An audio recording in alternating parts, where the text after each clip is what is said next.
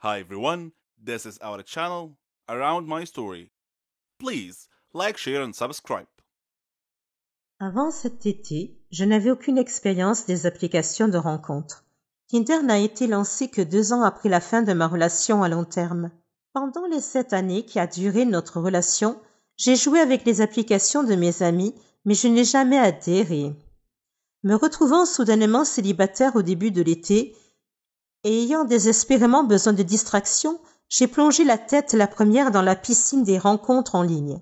J'ai commencé avec Tinder parce que ma ville est trop petite pour autre chose et que mon cœur, froid et mort, voulait des rencontres occasionnelles. Rien de sérieux. C'est le but de Tinder. Tinder a répondu à la plupart de mes attentes. J'ai eu une poignée de rendez-vous, j'ai rencontré des gars cool et d'autres pas si cool.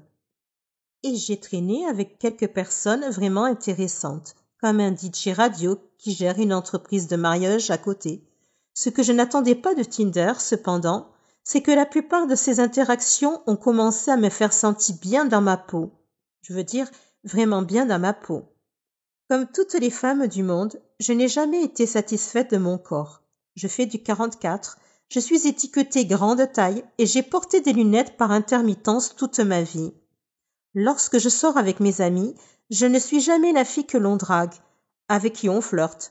Depuis que j'ai atteint la puberté et que j'ai pris conscience de la différence entre ce qui est attirant et ce qui ne l'est pas, j'ai toujours pensé que je jouais le rôle de la grosse amie, qui se contente de rester assise et de sourire.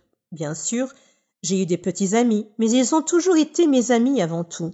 Alors quand ils me disaient « tu es magnifique », ce que j'entendais c'était « je t'ai trouvé magnifique seulement après avoir appris à te connaître ». Je n'ai pas tout de suite pensé que tu étais jolie. Je sais que le fait que quelqu'un soit attiré par votre personnalité est plus important que le fait qu'il pense que vous êtes mignonne, mais je ne détesterai pas qu'un seul gars qui ne me connaît pas du tout me dise que je suis attirante. Les amis, la famille et les petits amis, je ne les crois pas, mais un parfait inconnu, cette personne, je pourrais bien l'écouter. Cela nous ramène à Tinder. D'une de mes premières nuits d'utilisation de l'application, un ami et moi étions assis sur ma terrasse et décidions sur qui se matcher. À chaque fois que nous disions « cela se match », nous rions et regardions un peu plus les profils des gars. Après la 3e correspondance, j'ai dit « ces types me jugent juste sur mon apparence, non ?» Mon ami a hoché la tête. « Donc ils ne font que se matcher parce qu'ils me trouvent mignonne ? Ou est-ce qu'ils swappent toutes les filles ?»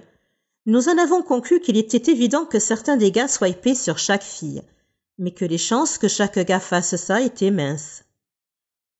On a glissé un peu plus. Quand j'ai commencé à correspondre avec des gars qui étaient classiquement beaux, eh bien, je ne vais pas mentir, c'était vraiment bien. Un mec sexy me trouve vraiment attirante? Quoi? Non. Comment c'est possible? Puis les messages ont commencé. Certains sont allés droit au but en disant « Tu es vraiment jolie ». D'autres ont d'abord engagé la conversation avant de faire des compliments ici et là. Je sais que c'est ainsi que les gens fonctionnent sur Tinder, mais gardez à l'esprit que je ne suis pas du tout habituée à cela. Ce n'est que lorsque j'ai commencé à rencontrer ces gars que je me suis demandé « Est-ce que Tinder peut booster l'estime de soi ?» 2 gars m'ont demandé comment une personne aussi jolie que moi était encore célibataire. J'ai eu un rendez-vous avec un gars qui m'a dit en espagnol que j'étais belle. Un autre gars que j'avais rencontré plusieurs fois m'a demandé « Tu cherches quelque chose de sérieux ?» J'ai répondu en riant comme une folle. Ce n'est pas la question qui m'a surprise. C'est le fait qu'elle vienne d'un type incroyablement séduisant et en pleine forme. Parce que oui, je suis superficielle. Et je ne passe à côté que sur les types que je trouve physiquement séduisants. Quand j'ai fini de rire, j'ai dit quelque chose de maladroit comme « Oh, peut-être, je veux dire, je ne suis pas contre ». Mon esprit, cependant, disait « Tu es sérieuse? Tu t'es vue? Tu m'as vue ?» En fait, je n'étais pas séduisante, mais je savais simplement comment bien m'habiller. Je me suis retirée dans ma coquille malsaine. Peu de temps après ce type, j'ai traîné avec un étudiant en médecine gentil et ringard qui était en ville pour les vacances. On s'entendait bien. Le lendemain, lorsque nous nous sommes retrouvés, il semblait choqué que je sois sortie une 2e fois avec lui. Il n'arrêtait pas de répéter « Tu es si belle !» Je n'ai jamais l'occasion de faire des choses comme ça. Je ne sais pas comment répondre au compliment. Mad Boy a secoué la tête. Il a dit « Ne fais pas ça. N'aie pas honte de ton corps, tu es si séduisante. Tu t'es vue. Tu es magnifique. » Quelque chose chez ce type a fait que mes pensées habituelles de haine de soi ont commencé à perdre prise. Encore une fois, je sais que c'est le genre de choses que les gens disent sur Tinder, mais soyons honnêtes, pourquoi faire un effort supplémentaire? À moins que parce que c'est vrai. Quelque part, entre les discussions occasionnelles sur Tinder, la poignée de rendez-vous, mon esprit a tourné autour d'une nouvelle pensée. Suis-je attirante? Je me suis regardée dans mon miroir en pied. J'ai essayé de voir ce que ces gars voyaient. Des gars qui ne me connaissaient pas du tout. Des gars qui ne sont pas influencés par ma personnalité. Et des gars qui n'ont aucune raison réelle de me complimenter. Parce que je ne recherche pas une relation de sitôt. Tout à coup, je commence à le voir. Là où je voyais des bosses disgracieuses et un ventre que je rentrais avant d'éteindre la lumière, je vois maintenant un corps sain, bien dessiné et, osons le dire, mince. Mes amis, ma famille et mes petits amis m'ont toujours dit que j'étais séduisante. Mais ce n'est que lorsque ces inconnus ont commencé à le répéter encore et encore que j'ai commencé à l'entendre. Alors, qu'est-ce qui booste l'estime de soi? Tinder ou les simples rencontres? Ou est-ce qu'ils fonctionnent l'un avec l'autre? Parce que sans Tinder, je ne sortirais probablement pas du tout. Sur le plan romantique, j'ai tendance à ne pas me mettre en avant. En général, je n'ose pas aborder un homme et essayer de flirter avec lui par peur d'être rejetée.